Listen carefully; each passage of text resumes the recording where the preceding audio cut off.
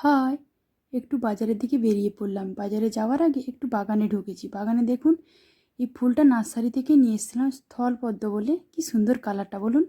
এদিকে দাদা ও রেডি হয়ে বেরিয়ে পড়েছে, কারণ আমি ছোট্ট পুচকুকে রেখে দিয়ে যাচ্ছি।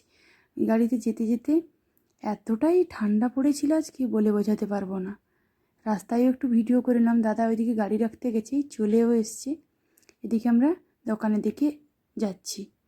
যেহেতু দুপুরবেলায় গেছিলাম, দুপুরবেলা যেহেতু ঠান্ডাটা রাতের দিকে খুবই পড়ছে, সন্ধ্যের দিকে গেছিলাম, ফাঁকা ছিল, পুচকুটা ঘুমাচ্ছিল। আমাদের নেওয়া হয়ে গেল। ও আমি দুটো ফুল গাছ নিলাম, কারণ আমি তো ফুলের ভক্ত। গাছ দেখলেই সেখানেই নেব। বাড়িও চলে এসেছি। কী কী পুচকুট কিনেছি সেগুলো তোমাদেরকে দেখাচ্ছি। দেখুন কী সুন্দর সুন্দর টুপি, কী সুন্দর জামা, দুটো গরমের প্যান্ট, সব কিছুটাই কিনেছি। বড় মেয়েরও নিয়েছি কিছু কিছু জিনিস। তোমাদের মিনি ব্লগটা কেমন লাগলো?